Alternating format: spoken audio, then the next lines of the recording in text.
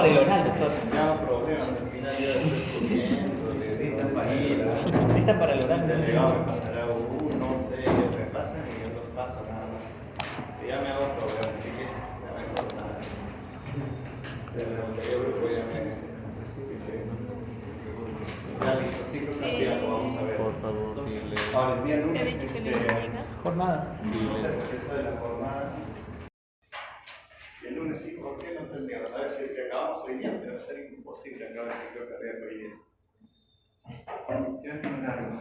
¿Qué es el ciclo cardíaco? Una sucesión de fenómenos eléctricos y mecánicos. ¿Por qué eléctricos? Porque también ustedes han visto en el electrocardiograma se ve pues, una transmisión eléctrica de lo que es el fenómeno sistólico y diastólico, ¿no? Así como los cambios en presión, flujo y volumen, porque estos cambios se van a dar en las cavidades auriculares y ventriculares. Aquí tenemos esto, dinámica cardíaca, y esto se habla que entra la sangre al ventrículo. Generalmente hablamos del ventrículo izquierdo, generalmente hablamos. Entonces, como hablamos del ventrículo izquierdo, cuando digamos consideremos al ventrículo derecho dentro de la explicación, vamos a decir el ventrículo derecho. Pero si hablamos del ventrículo en general, hablamos del ventrículo izquierdo, ¿ya?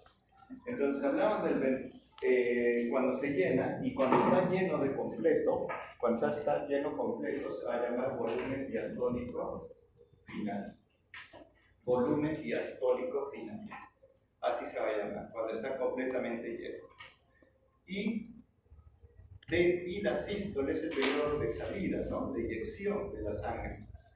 Pero la sangre, como ustedes ven, digamos, si este es un volumen de 110 o 130, se eyecta 70 centímetros cúbicos. Y en el ventrículo queda una cantidad de sangre, porque si no se colapsaría, ¿no? Pared con pared. A eso se llama volumen sistólico final. Entonces, el volumen diastólico final, o volumen telediastólico, es aquel volumen que se obtiene al final de la diástole. Y volumen telesistólico o sistólico final es el volumen que se obtiene al final de la sístole. ¿Ya? Entonces, aquí decimos que el ciclo cardíaco tiene dos momentos. Un momento que es sistólico y un momento que es diastólico. Un momento sistólico y diastólico. El momento sistólico es más cortito, 300 milisegundos, y el momento diastólico es 500 milisegundos. ¿No? Entonces, es importante el tiempo diastólico, ya les he mencionado. ¿Por qué? Porque el tiempo diastólico sí se modifica con la frecuencia cardíaca. Y el tiempo sistólico y el tiempo diastólico es el momento en que se va a producir la irrigación coronaria. ¿Ya? Entonces, esos son dos momentos básicos que conocemos. Es más largo la diástole que la sístole. Entonces, aquí tenemos la diástole. Este está en reposo, miren. Y la diástole es un periodo de relajación. Miren, aquí están como las fibras se relajan. Y la sístole es un periodo de contracción, de retracción, de acortamiento. ¿Ya? Aquí es el ciclo cardíaco. El ciclo cardíaco va a estar dividido en la sístole y diástole, pero la sístole va a estar entre lo que es el primer ruido y el segundo ruido cardíaco. Y la diástole entre el segundo y el primer ruido. ¿Y qué es el primer ruido cardíaco? El primer ruido cardíaco es el cierre de las válvulas auriculoventriculares. ¿Qué es el segundo ruido cardíaco? Es el cierre de las válvulas sigmoides. ¿Ya? Entonces, entre el cierre de las válvulas auriculoventriculares y el cierre de las válvulas sigmoides, ahí vamos a encontrar un periodo conocido como sístole. Y el siguiente, el cierre de las válvulas sigmoides, hasta el cierre de las válvulas auriculoventriculares, nuevamente en el siguiente momento, va a ser el periodo diastólico. ¿Ya? El periodo diastólico. Aquí hay un tercer ruido y un cuarto ruido que va a estar incluidos dentro de lo que es la diástole. Y el tercer ruido va a ser secundario, después del segundo obviamente, y va a ser el tercer ruido que va a estar incluido inmediatamente después del segundo, va a ser el tiempo de llenado ventricular. O sea, el flujo ventricular, el llenado ventricular rápido, porque tenemos llenado ventricular rápido, llenado ventricular lento. El llenado ventricular rápido nos va a dar el tercer ruido cardíaco. Y el cuarto ruido cardíaco nos va a dar la contracción auricular, que es un momento en que está antes de la sístole. ¿Ya? Entonces aquí hablamos, el ciclo cardíaco tiene varios momentos. Un momento diástole, en la que se produce, lo primero que se va a producir es la relajación isovolúmica, ¿no? Entonces, donde el ventrículo se relaja sin cambios de volumen, por eso se llama isovolumétrica, relajación isovolumétrica. Y de ahí viene el periodo cuando se abren las válvulas auriculoventriculares, es un periodo de llenado rápido, donde se llena aproximadamente el 80% del volumen total. Y luego, pues obviamente, viene el llenado lento. Y el llenado lento que se conoce como tiempo de diástasis. Y la diástasis es el periodo más largo. La diástasis es el periodo más largo, pero es el que menos volumen nos pasa, ¿verdad? El llenado rápido y la diástasis. ¿Y quién es el que exquisitamente varía con la frecuencia cardíaca? La diástasis. La diástasis les varía con la frecuencia cardíaca, ¿ya? Y es en el periodo de la diástasis o de llenado lento es cuando se produce la mayor cantidad de flujo sanguíneo coronario. Y de ahí viene, como todavía no se logra pasar toda la cantidad de la sangre, ¿no? Y en la aurícula todavía queda sangre, se produce una contracción auricular. Y esa contracción auricular, también llamada sístole auricular, pasa el 15% de la sangre que no lograba pasar de la aurícula hacia el ventrículo. Entonces, importante, ¿no? La sístole auricular es una, digamos, es una parte nada más de la diástole ventricular, mas no tenemos sístole auricular, o sea, no tenemos así desde el principio, ¿no? Sino la sístole auricular es una parte de la diástole ventricular. Después hablamos del periodo sistólico, que también es algo parecido, y donde se va a producir un cierre de las válvulas auriculoventriculares, cierre de las válvulas sigmoideas, y se produce inicialmente una contracción isovolumétrica. O sea, es un aumento de la presión sin variaciones del volumen. Por eso se llama isovolumétrica. Aumento de la presión sin variaciones del volumen. Y de ahí, obviamente, cuando se produce este aumento, esta contracción isovolumétrica, este aumento de la presión, se vence la presión de la aorta, la presión de reposo de la aorta. Y al vencer la presión de reposo de la aorta, pues se abren las válvulas sigmoideas y se produce un volumen de eyección, que aproximadamente es 70 centímetros cúbicos. Es en promedio su rango fisiológico, ¿no? Y ahí se produce, como la presión es tan intensa al principio, se produce un periodo de eyección máxima, y el otro, obviamente, como la presión ya no es tan constante, se va disminuyendo, perdiendo la fuerza de contracción, se produce un periodo de eyección reducida. Y esto, por ejemplo, este protodiástole en algunos textos está, pero no en todos, y es un fenómeno que se produce, digamos, un tiempo que es antes de la diástole. Se llama periodo protodiastólico, pero que ustedes van a leer, seguro el Gallo o alguno de ellos, no van a encontrar este periodo protodiastólico, sino en algunos textos podrían encontrar. Ya esto lo vamos a ver uno por uno. Por ejemplo, aquí está la diástole. En la diástole, ¿qué vamos a encontrar primero? Relajación isovolumétrica. Y la relajación isovolumétrica se va a producir, ¿por qué?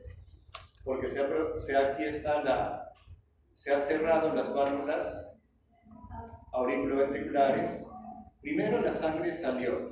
Como la sangre trata de retornar, entonces se cierran las válvulas sigmoideas, pero aún no están abiertas las válvulas auriculoventriculares. Por lo tanto, los dos están cerrados. Como los dos están cerrados, ¿qué se va a producir? Una dilatación y relajación isovolumétrica.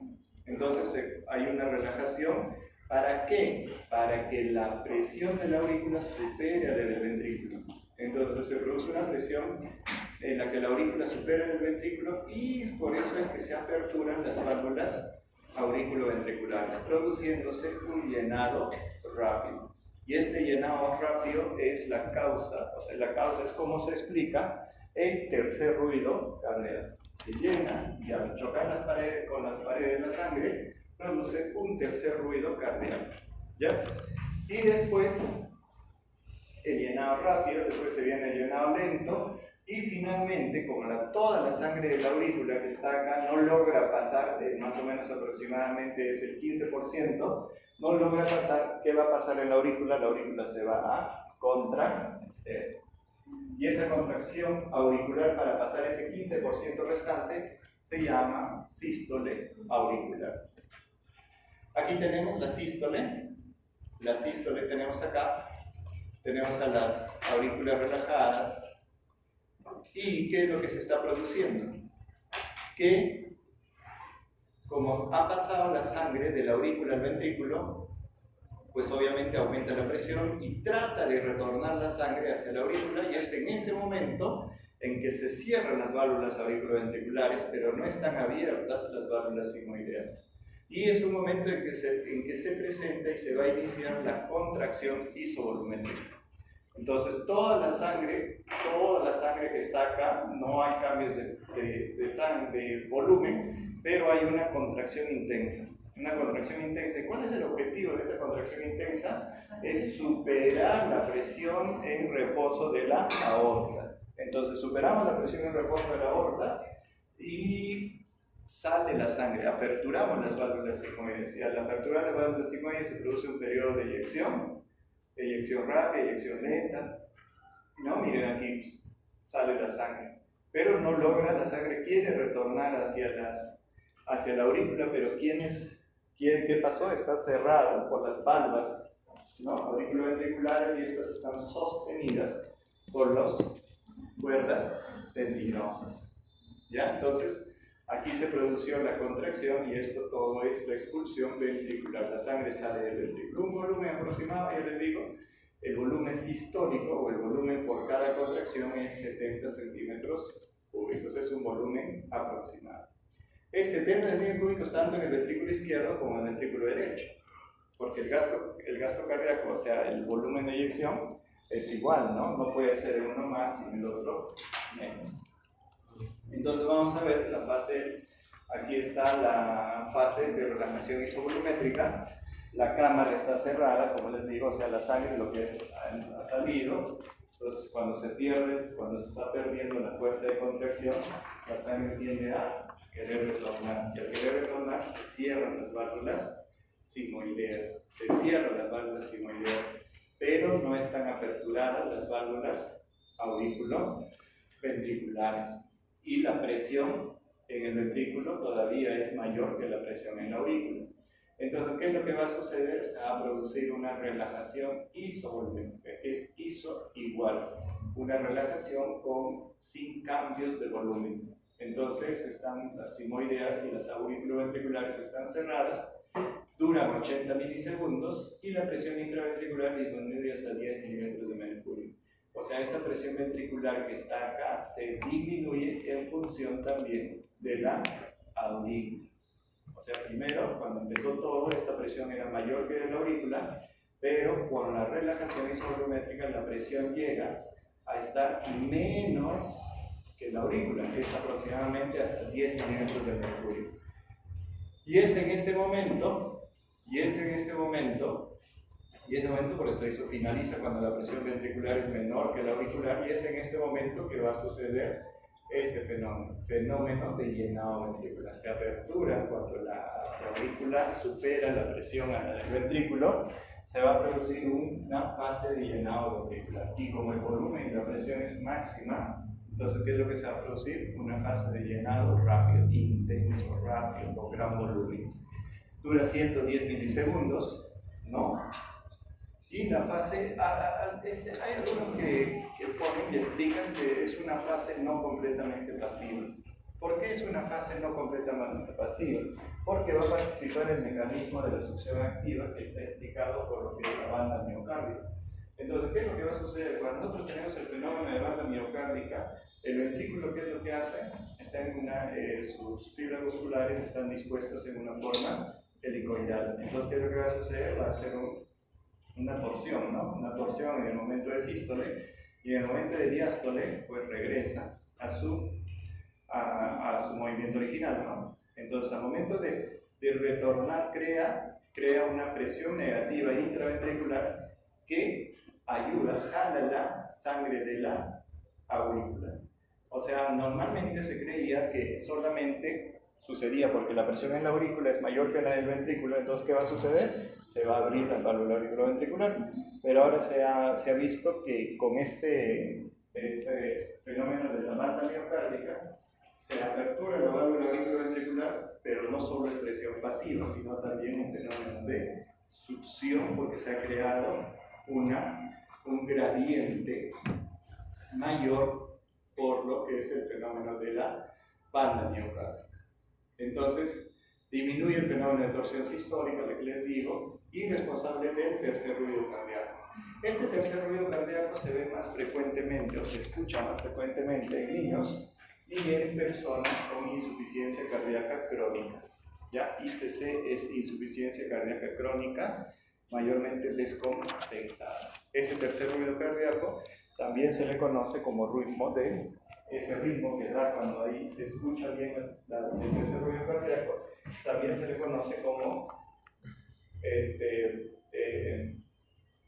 el ritmo de galope, ¿no? Por eso sí parece un galopar de un caballito, ¿ya? Por eso se le conoce como ritmo de galope.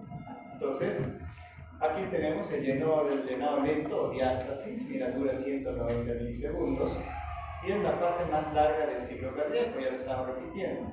Y les digo, los cambios de la frecuencia cardíaca alteran el tiempo disponible para la diástasis. Por eso es que el aumento de la frecuencia cardíaca va a disminuir el tiempo de diástasis, y la disminución de la frecuencia cardíaca va a aumentar el tiempo de diástasis. Ya, por eso los cambios en la frecuencia cardíaca alteran el tiempo de diástasis. Como ya les había mencionado, ¿no? Que los cambios en la frecuencia cardíaca alteran el PR también, ¿no? Eso es dije. ¿Ya? Dura de 190 milisegundos y al final de esta fase las aurículas se despolarizan. ¿Por qué? Porque al final de esta fase, ¿qué es lo que ha pasado? Ha pasado la mayor cantidad de sangre, pero hay un 15% de esa sangre que debería de pasar se quedó en la aurícula. Entonces, ¿qué va a suceder? Una contracción auricular, porque no ha pasado toda la sangre. Y al no pasar toda la sangre, ¿qué es lo que tiene necesidad esa aurícula? De contraerse para pasar ese volumen restante. Entonces, y ese volumen por eso es responsable del cuarto ruido cardíaco, por ese periodo así de contracción o de sístole auricular, dura 60 milisegundos y va a ser representado por la onda P en el electrocardiograma. Entonces ya les he dicho, ¿no? La onda P está relacionada con la sístole auricular o con la despolarización auricular o también contracción auricular, cualquiera de las tres formas. Al final de este periodo se obtiene el volumen diastólico, o sea, cuando se finaliza este periodo, o sea, cuando ya pasa toda la sangre, y al pasar toda la sangre, pues la presión pues, se hace mayor en el ventrículo, ¿no? Entonces va a tratar de retornar hacia la aurícula, pero ahí en ese momento, ¡oh!, se cierra. Es en ese momento en que se cierra la válvula auriculoventricular y las cuerdas tendinosas se vuelven tensas, ¿no? ¿Por qué? Porque están agarrándolo a las valvas para que la sangre no retorne hacia la aurícula. Hay fenómenos o hay situaciones en que la contracción auricular se hace importante, ¿no? Se hace importante porque en qué fenómeno o en qué momento, por ejemplo, cuando se produce, cuando la válvula auriculoventricular está estenosada. ¿Qué significa una válvula auriculoventricular estenosada? Que está dura, rígida, se pone dura, rígida, ya sea por una enfermedad, por ejemplo, como fiebre reumática, se pone dura, rígida. Entonces, cuando pasa la sangre de la aurícula al ventrículo, lo normal es que se abre así, ¿no? Que las válvulas, como son así delgaditas, parecen una pelita, están así y se abren así, se cierran así, se abren así, se cierran así. Pero acá estas válvulas se vuelven así de rígidas, y como se vuelven así rígidas, tienen dificultades para la apertura de la válvula auriculoventricular. Entonces, como hay dificultades en el pasar de la sangre, entonces ¿qué es lo que va a producirse? Se va a producir mayor volumen que no pasa de la aurícula al ventrículo. Entonces, ¿qué va a hacer la aurícula? Va a tener que contraerse con mucho mayor fuerza. Por eso ayudan al llenado ventricular en la estenosis mitral. ¿Qué va a suceder en la taquicardia? En la taquicardia, ¿qué va a suceder? Va a suceder que el tiempo diastólico es tan pequeño, que no se va, o sea, la sangre Tampoco va a pasar porque es tan rápido, la sangre no pasa completamente y en la taquicardia también se produce el fenómeno de contracción auricular. Otro momento en que, por ejemplo, se ayudan al llenado ventricular cuando existe una hipertrofia, o sea, un engrosamiento de las paredes del ventrículo. Entonces, toda aquella condición que sea capaz de producir una alteración en el flujo de la aurícula al ventrículo, ahí se hace importante lo que es el fenómeno de la contracción auricular.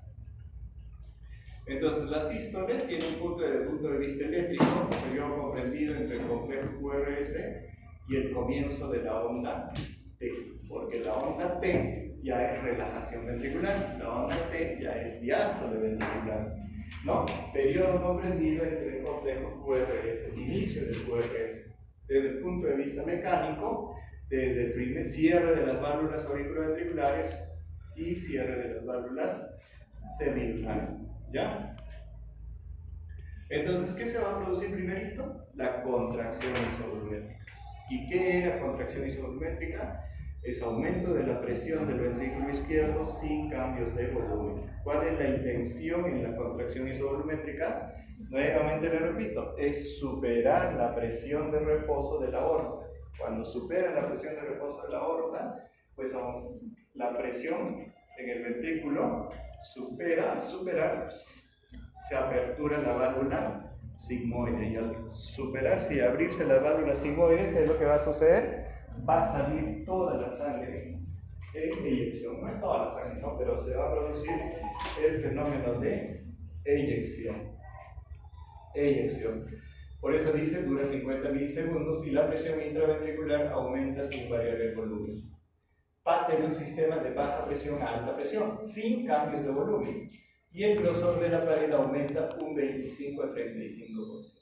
Entonces ustedes se imaginarán pues cómo será el grosor de la pared tanto del ventrículo izquierdo y el derecho, ¿verdad? Entonces el ventrículo izquierdo produce una contracción tan intensa que incluso las ramas vasculares que están irrigando este músculo cardíaco, o sea, del ventrículo izquierdo, lo colapsan, o sea, los pegan así, ¿no? En cambio, el ventrículo derecho no los llegan a colapsar porque el ventrículo derecho es delgado. En cambio, las del ventrículo izquierdo, como ponen tanta fuerza, porque ustedes saben que el ventrículo izquierdo maneja presiones, ¿no? Y el otro maneja volúmenes. Entonces, ¿qué es lo que va a suceder? Como aumenta necesariamente la presión y esto incluso puede colapsar a las ventrículo izquierdo. Entonces, la sístole es una fase de eyección, la fase de eyección de la sístole, ambos ventrículos vacían el 60-70% de su contenido. Y el vaciar el 60-70% del contenido, esto se llama fracción de eyección. Este 60-70% se va a llamar fracción de eyección. ¿Cómo así va a suceder? Si yo tengo un volumen de 130 y vacío 70 centímetros cúbicos, ¿qué fracción es 70 centímetros cúbicos de 130? Es más del 50%, ¿no? Porque van 56 o 60%. Entonces, eso es fracción de eyección. ¿Cuánto por ciento de todo ese volumen telediastólico que me ha dado, cuánto corresponde al volumen sistólico, ¿no? Por ejemplo, si el volumen sistólico por ejemplo, el telediastólico es 150 y el volumen sistólico 75, entonces ¿qué estamos viendo? Que la fracción de eyección es 50%. ¿Por qué? Porque estoy viendo que digamos solamente el 50% de todo ese volumen al final de la diástole estoy eyectando. Entonces a eso lo vamos a llamar, a esa cantidad de sangre que sale en función del volumen telediastólico, se le va a llamar fracción de eyección. y se excede la presión diastólica. Muchas veces se dice que la presión diastólica de la aorta es la que llamamos la presión de reposo de la aorta. Entonces, la aorta, ustedes saben, tiene dos momentos, un periodo sistólico y un periodo diastólico. Entonces, incluso ustedes lo ven y dicen, no, la presión, ¿cuál tienes elevada? ¿La sistólica o la diastólica? Esas son dos presiones que la aorta tiene. Entonces, una presión sistólica que se produce de la aorta por la salida de toda la sangre y la distensión de las paredes, y de ahí, cuando retorna a su estado basal o a su estado de reposo, se le va a conocer como presión diastólica. Entonces, la presión diastólica aproximadamente es 80 milímetros de mercurio. ¿Y cuál es la función de la contracción isovolumétrica? Es justamente superar la presión diastólica de la aorta, que es 80 milímetros de mercurio. Imprime velocidad a la sangre expulsada por los ventrículos. Imprime velocidad, después no. Entonces, como está así, se apertura con se apertura por mayor presión del ventrículo, y se apertura y se abre la válvula sigmoide. Entonces, el periodo de eyección rápida, una vez que el ventrículo supera la presión de la aorta, se aperturan las válvulas sigmoides, y esa apertura de las válvulas sigmoides va a producir un flujo intenso que se va a llamar volumen de eyección. Entonces, cuando el ventrículo supera el de la aorta, y obviamente cuando se está produciendo la eyección, ¿qué está sucediendo en la aurícula? La aurícula se está relajando, no está haciendo diástole auricular, simplemente se está relajando. En la aurícula no hay sístole diástole, ¿ya? Entonces la aurícula se relaja, ¿para qué? Para que la sangre retorne, ¿no? Comience el llenado de las aurículas, ¿ve? Y la presión de la aurícula izquierda va a aumentar, entonces la presión aumenta, pues comparado a la izquierda con la derecha, ¿no? Entonces, las dos presiones en la aurícula también se van a incrementar, porque se está llenando de sangre, la presión también se va a incrementar de la aurícula, ¿ya? Entonces, cuando se está produciendo la contracción, o sea, cuando se está produciendo la eyección, ¿no? Cuando está produciendo la eyección, en ese momento la aurícula se relaja para el llenado de la sangre, ¿ya? Por eso es que, ¿quién hace esto? Pues eso de que la aurícula se relaja y que el ventrículo se contraiga, eso lo hace el esqueleto cardíaco. El esqueleto cardíaco, al hacer que no pase, digamos, el estímulo de la aurícula al ventrículo y solamente pase por el nodo auriculoventricular, hace que la aurícula se relaje y el ventrículo se contraiga, ¿no? Y esos fenómenos así. O sea que la aurícula trabaja en un momento diferente a la del ventrículo. ¿Por qué? Porque justamente en el nodo auriculoventricular, ¿qué es lo que hay? Un retardo fisiológico. Si no existiera ese retardo fisiológico, ¿qué sucedería? El ventrículo y la aurícula, los dos accionarían en un mismo momento y apareceríamos un corazón de sapito, ¿no? El sapito tiene ese fenómeno. No tiene. Entonces se produce la eyección del 60-75% de la sangre almacenada, ya decíamos hace rato, ¿no? 60-70% en el ventrículo izquierdo hacia la aorta, y esta 60-75% le estoy diciendo que se va a llamar fracción de eyección. Entonces ustedes preguntan a una persona y le dicen, ¿cuánto está la fracción de eyección de ese paciente? Su fracción de eyección, cuando no les dicen nada, es que les están hablando del ventrículo izquierdo. Su fracción de eyección está en el 50%. Entonces ustedes dicen, ya, de toda la sangre que ha llegado al ventrículo, el tiempo diastólico al final de la diástole, solamente se ha eliminado el 50%. Entonces, ¿cuánto es la fracción de eyección normal? Es mayor del 50%. Mayor del 50%, y menor del 50% se habla de una fracción de eyección disminuida. O sea, la fracción de eyección normal es 50%. Menor del 50% se llama a la fracción de eyección reducida o disminuida.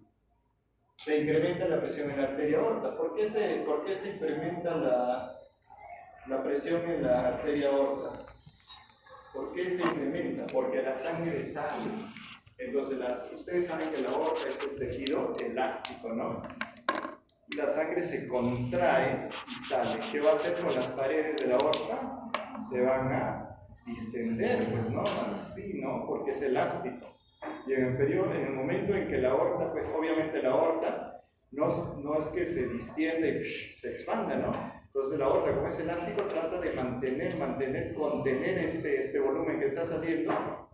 Y en el momento de contención máxima de presión, esa es la presión sistólica.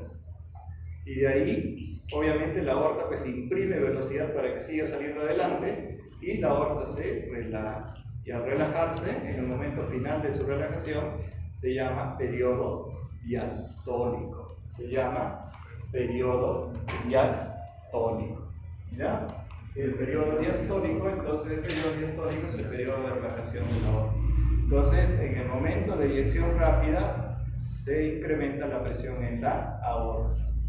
El periodo de eyección lenta es porque el ventrículo no todo el momento está pues así con una fuerza de contracción constante, ¿no? Pues obviamente una fuerza de contracción constante es como si ustedes empujaran un carro, un momento al principio, empujan fuerte, y después con el momento van empujando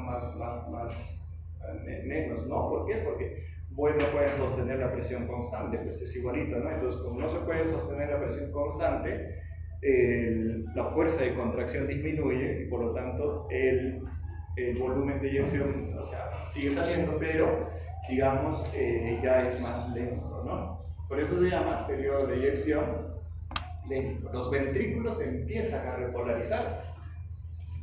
Los ventrículos, mira, en fase de eyección lenta ya se empiezan a repolarizar, ya se repolarizan los ventrículos, es impresionante. Entonces ya inician su repolarización los ventrículos para empezar el periodo diastólico. La presión ventricular inicia su descenso, y la aórtica también desciende. Como ya la contracción es muy intensa, ya no es tan intensa, la aorta también va a disminuir su presión y el ventrículo también va a empezar ya a disminuir su presión. Y es en ese momento, pues al final de ese momento, es en que la aorta también supera a la del ventrículo y trata de retornar a la sangre. Trata de retornar la sangre, ¿hacia dónde? Hacia los ventrículos. Y es en ese momento que ¡pop! Se cierra la válvula sigmoidea. Y ustedes han visto que la válvula sigmoidea es como una media luna, ¿no? Entonces así está y se forma pues como un recipiente. Y la sangre llena ese recipiente y pasa por los orificios ¿de qué? De las arterias coronarias. Y se produce el segundo ruido cardiaco.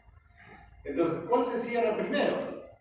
Las válvulas de la aorta. Y luego la de la arteria pulmonar. En momentos, por ejemplo, en que se produce, hay una patología que se llama estenosis de la arteria pulmonar, es bonito, ¿no? Entonces, las válvulas sigmoideas de la arteria pulmonar se vuelven duras y no permiten la salida de la sangre. Al no permitir la salida de la sangre, ¿qué es lo que va a suceder? Va a retardar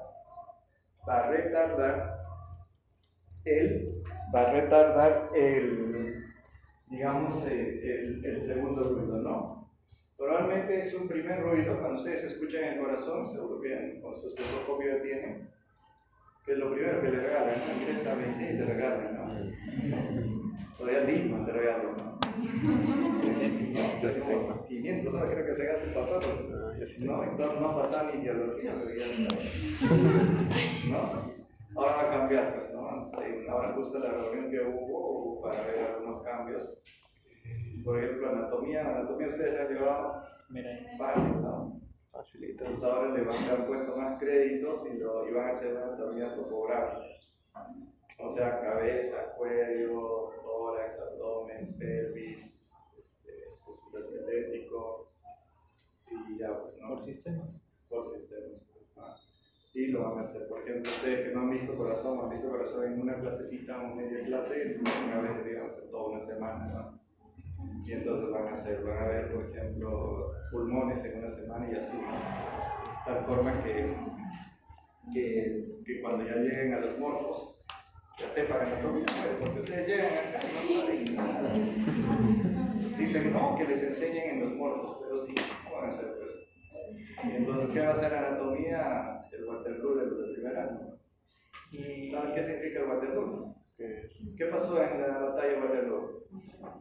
Murieron un montón, ¿no? Ya, pues el Waterloo de los primer año, ¿no? En los módulos, ¿cómo se ya no van a llevar a NATO ya? ¿Cuál? En los módulos ya no van a No, llevar. sí, igual se va a seguir llevando en los morfos, anatomía, principio. Pero ya no va a ser una anatomía como hacemos, ¿no? Margarita, Cábalo, sino es una anatomía diferente. Ya es una anatomía más dirigida, porque ¿qué nos obligan acá? Que la válvula, que el tendoncito, que el otro, que el otro te obliga, ¿no? Te obliga a hacer esa clase. Y a veces en una clase no cubres todo. Entonces, no sé cómo se llama ese curso, pero que es finalmente anatomía, a partir del próximo año se va a llevar así. Ajá. Y ustedes van a tener en tercer año, no, ustedes ya no, los que vienen, porque ustedes están con el sistema curricular anterior. Los que vienen van a tener exámenes en tercer año, van a tener un curso que es de puro exámenes. O sea, durante todo su ciclo, les van a tomar exámenes semanales. Ajá. ¿Por qué? ¿Por qué? Porque ustedes no, ustedes no, los que vienen. Ustedes no, porque lo que sucede es que para ver pues cuánto han ido aprendiendo durante esos 3 años, porque tú sabes que la universidad tiene 2 momentos en que participa, digamos, en concursos entre universidades, ¿no? Uno de ellos es el del seguro, otro del ENAM, y el otro va a ser el de ciencias básicas. Entonces, y generalmente son publicables, pues, y es del promedio de toda la profesión. Imagínate, el promedio de toda la profesión, que tal uno saca 17 y el otro 3, promedio 10. ¿Y cuál es la cara de la universidad? ¿17 o el 3? El 10. O sea, son medios. Pues no, la universidad trata de que entrenarlos a ustedes también. Va a tratar, ¿no? Porque ustedes ya no se puede tratar de entrenarlos a. Ustedes ya se puede, porque ya tienen un sistema curricular que están llevando ahora, ¿no? Entonces, los que vienen van a tener que acoplarse a ese nuevo. Y a mí me parece muy interesante, ¿no? Porque primero y segundo año. O sea, dar exámenes de primero y de segundo es entrenarse, ¿para qué? Para dar exámenes, pues. ¿Ya no va a haber bloqueos? No, sí, todo va a haber. Todo va a haber, porque después también va a haber, ya no va a ser estadística. Matemáticas. Entonces, aquí está el ciclo cardíaco, como estamos viendo. Entonces, este es el periodo de drenado vestibular, con el cierre de las válvulas sigmoides, ¿no? Entonces, aquí está, miren. Y este es el periodo de ¿qué? De contracción isovolumétrica. Entonces, después de la contracción isovolumétrica viene el periodo de expulsión, o viene el periodo de eyección. Después del periodo de eyección, rápida y lenta, entonces, ¿qué va a suceder? La sangre trata de retornar bien. Al tratar de retornar la sangre, se cierran las válvulas sigmoides y se produce un periodo de relajación isovolumétrica. Y esta relajación isovolumétrica produce nuevamente la apertura de las válvulas auriculoventriculares. Entonces, ¿quién es el responsable de esto? El esqueleto auricular. ¿Por qué? Porque es un aislante que le permite que la aurícula tenga un tiempo diferente a la del ventrículo. ¿Y por qué también sucede esto? Porque el nodo auriculoventricular, ¿qué es lo que está haciendo? Está produciendo un retardo fisiológico. Y ese retardo fisiológico hace pues, que el tiempo de la aurícula sea diferente al tiempo del ventrículo, ¿no? Entonces, el momento en que se produce la contracción ventricular, se está produciendo una relajación auricular. Entonces, aquí está la definición de sístole y diástole. Yo sé que ustedes me han preguntado todo, y esto lo va a preguntar, estos 2 últimos, no. Lo que quiero que se aprendan es esto, la definición clínica. Y en la definición clínica, ¿qué nos dice? Y aquí está un resumen de todo. Miren, el primer ruido cardíaco se cierra la válvula auriculoventricular y se produce la contracción isovolumétrica.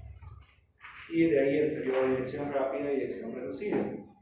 Y de ahí se cierra la válvula sigmoidea y se inicia la relajación isovolumétrica y el llenado ventricular rápido, ¿no? Que es el 80%. De ahí viene el llenado ventricular lento, diástasis, el 5%, y el llenado ventricular rápido va a corresponder al tercer ruido.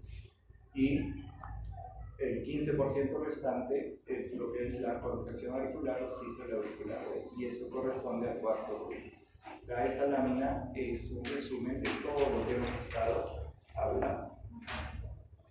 Esto es como, este es el flujo sanguíneo coronario y el sístole y el diástole. Miren acá, ¿qué es lo que va a suceder en la diástole? En la diástole, ¿qué es lo que va a suceder? La aorta va a disminuir su presión, ¿no? Va a disminuir su presión la aorta.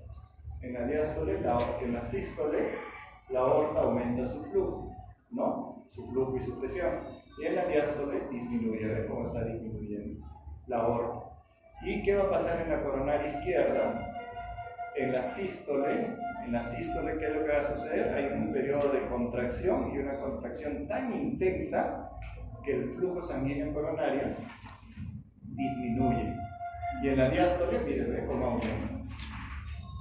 El flujo sanguíneo aumenta.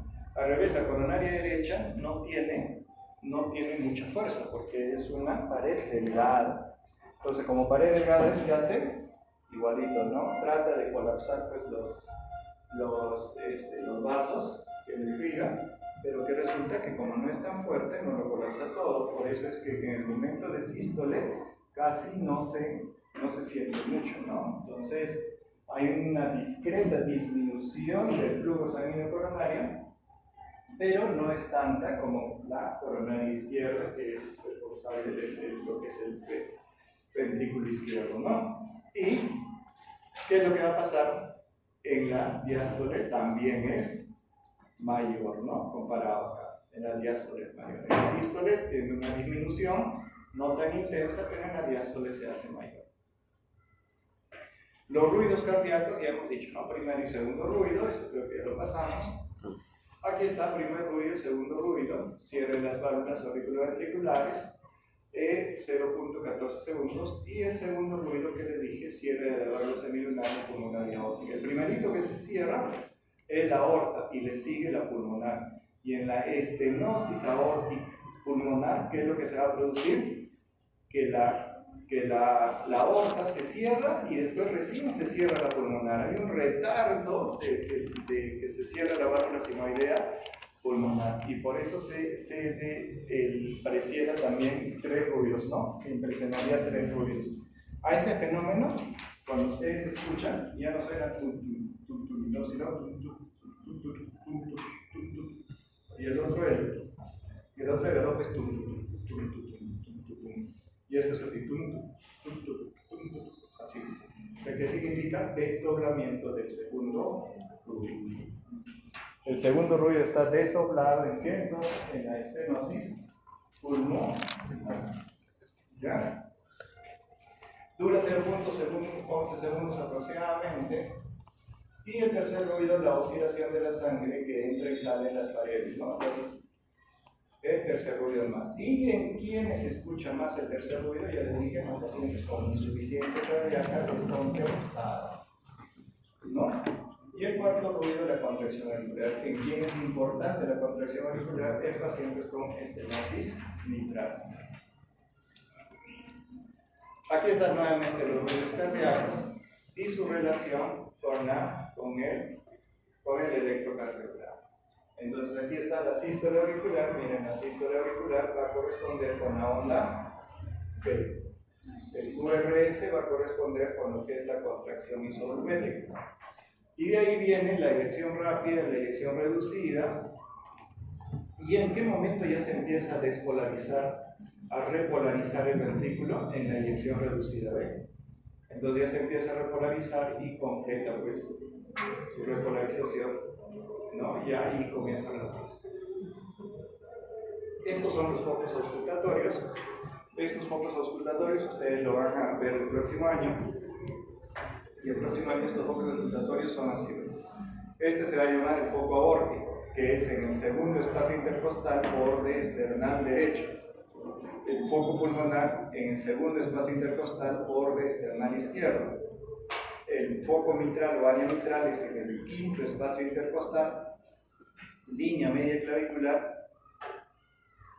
Esto es el foco mitral, y el foco tricuspidio, algunos dicen que es en el quinto y otros dicen que es en el cuarto espacio intercostal, borde externa izquierdo. Entonces, cuando ustedes ocultan, van a sentir eso. Y cuando ustedes ocultan, ¿qué es lo que van a sentir? Que cuando evalúan el área tricuspidia, el área mitral, van a escuchar con más fuerza el primer ruido cardíaco. Y cuando ocultan el área aórtica y el área pulmonar, se escucha con más fuerza el segundo ruido. Entonces ustedes van a ver que cuando ponen el estetoscopio y ponen el dedo acá en el pulso, cuando sienten que hay que el pulso coincide con el sonido del corazón, eso va a significar el primer ruido cardíaco. Y de ahí sale el primer ruido, segundo ruido, primer ruido, segundo ruido. Entonces en su cabeza tienen que aprender primerito a identificar primer ruido, segundo ruido, primer ruido, segundo. Una vez que identifican primer ruido, segundo ruido, entonces cualquier sonido que va a suceder entre el primer ruido y el segundo ruido se va a llamar soplo. De esa forma, fácilmente pueden reconocer los soplos. Y aquí estamos hablamos de los soplos cardíacos, y miren, este es un soplo cardíaco. ¿Y por qué se producen los soplos cardíacos? Por un fenómeno conocido como fenómeno turbulento. Este es el flujo laminar, y el flujo laminar tiene diferentes velocidades. Miren, la velocidad en el medio es mayor que la velocidad en la periferia. Entonces el flujo laminar, pero no da sonido. Y este es un flujo turbulento, o sea, por ejemplo, a este diámetro, ¿qué es lo que hemos hecho? Aquí, digamos, le hemos pasado 1 litro, y aquí le estamos pasando 5 litros. Al pasar 5 litros en un mismo diámetro, ¿qué es lo que va a suceder? Va a haber una turbulencia. Y esa turbulencia, ¿qué es lo que va a producir? Un sonido. Y ese sonido se le va a conocer como soplos. Y esto es lo que pasa. Este tiburón, flujo laminar, ¿no? Este chanchito, flujo turbulento. Entonces, y estos flujos, este flujo turbulento, es lo que vamos a conocer nosotros en el corazón como soplos cardíacos. Por lo tanto, el flujo se realiza a gran velocidad o es muy voluminoso. Entonces, en el mismo diámetro aumentamos el volumen, ¿no? Por ejemplo, en estados circulatorios hiperkinéticos, fiebre, hipertiroidismo. El otro, cuando disminuye la viscosidad sanguínea. La viscosidad sanguínea está relacionada directamente con el hematocrito. Y si hay anemia, hay una disminución del hematocrito, por lo tanto hay una disminución de la viscosidad sanguínea. Ahora también el soplo cardíaco está relacionado en enfermedades de las válvulas cardíacas o defectos congénitos. Entonces, ¿qué decimos? Por ejemplo, cuando hay una dificultad para la apertura, por ejemplo aquí ya está bien, una dificultad para la apertura, entonces ahí estamos hablando de que también se va a producir un flujo turbulento, ¿no? Después, cuando la sangre también está así, por ejemplo, esta es la válvula auricular, la sangre viene y esto se debe cerrar así.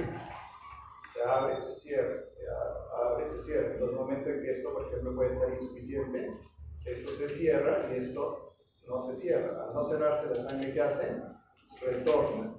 ¿Ya? Al retornar, produce un flujo turbulento y eso también se llama soplo. Aquí está, por ejemplo, ¿no? Esto es normal. Y miren, esto es una válvula estenosa.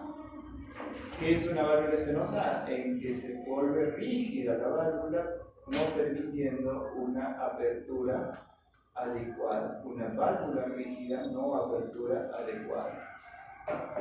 La regurgitación.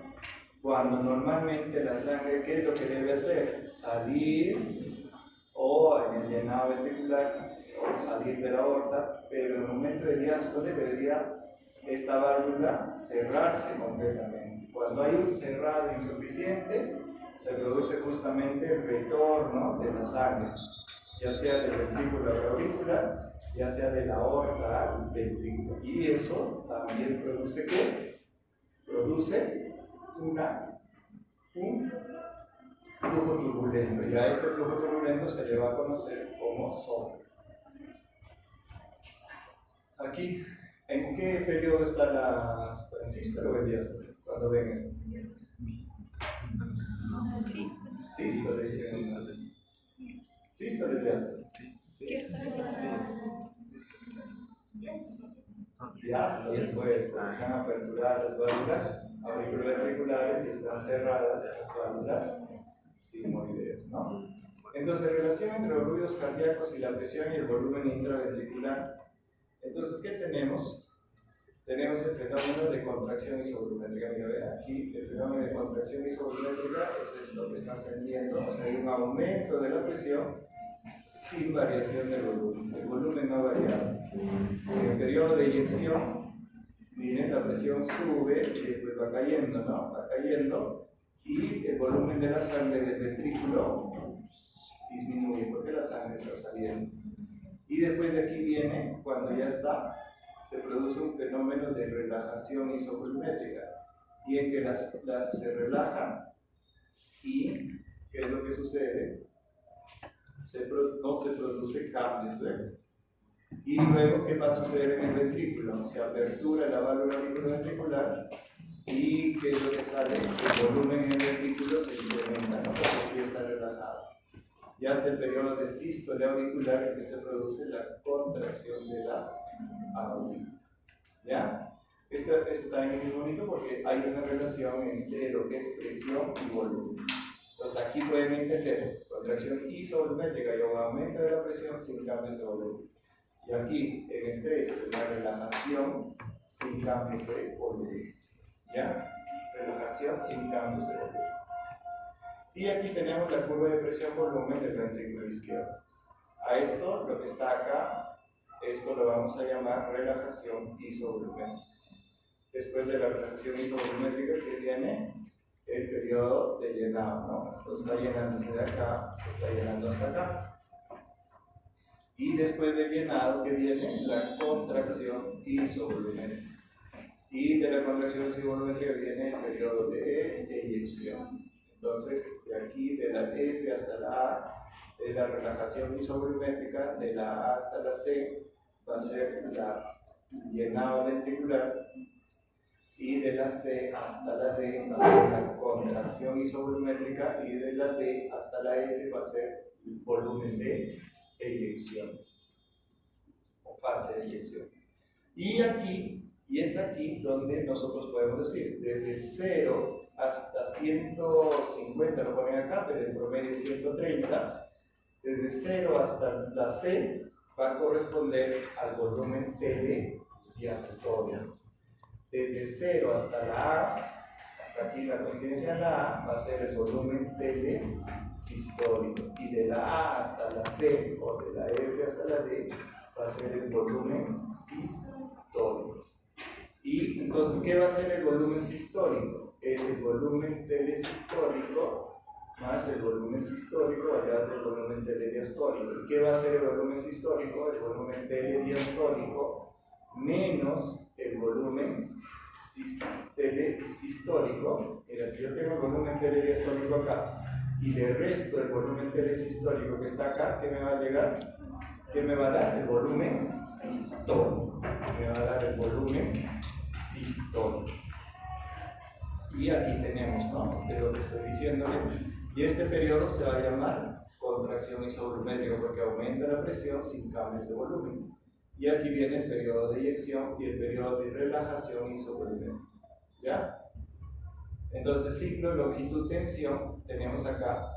¿Por qué se llama? Se alcanza la longitud diastólico final, estrechamiento pasivo. Miren, ¿qué es lo que sucede cuando la longitud muscular, cuando se llena el ventrículo, ¿qué lo pasa? Se ensancha, ¿no? Se ensancha, se hace más ancho. Y alcanza la longitud histórica final al final del llenado ventricular. Y de ahí se produce un desarrollo de tensión isométrica, o sea, no hay cambios de volumen, sino simplemente se está contrayendo para superar la presión que reposa el aorta. Y de ahí se acorta, obviamente, ¿no? Lo que está así distendido se acorta, ¿para qué? Para producir un volumen de eyección. Y de aquí se alcanza la longitud sistólica final y nuevamente se produce la relajación isométrica. Aquí lo mismo, ciclo cardíaco, lo mismo. Y acá esto también es algo parecido, ¿no? Solamente hemos puesto dos ciclos. Es parecido a esto. Esto es igual a esto. ¿Por qué? Solo hemos reproducido dos ciclos. Solo hemos reproducido dos ciclos y su relación con el electrocardiograma, que también lo hemos hecho, y su relación con los ruidos cardíacos. Si se dan cuenta, ¿no? El tercer ruido, y aquí va a estar el cuarto ruido cardíaco. Acá debería estar el cuarto ruido cardíaco, ¿no? Mira, aquí está la relación, la contracción auricular. Esta P es contracción auricular, y aquí metida dentro del QRS está la relajación auricular, pero como este es bien grande ya lo envuelve, ¿no? Entonces recordemos el electrocardiograma, la P es actividad auricular, el PR es actividad del nodo auriculoventricular, el QRS es actividad ventricular, el ST no se sabe si es repolarización o despolarización, y la onda T es la repolarización ventricular. Por si acaso, la onda T es repolarización ventricular, no es repolarización auricular. ¿Qué nos mide el electrocardiograma? Todo lo que es el ventrículo izquierdo. Entonces, y esto lo vamos a dejar para la siguiente clase. Ya, porque esto, o sea, si empezamos ahorita, después ya no vamos a entender. No, es que es verdad, no vamos a entender. Todo tiene que ser en lunes. Ahora, el lunes completaremos con esto. ¿Quién no quiere venir el lunes? ¿Cómo?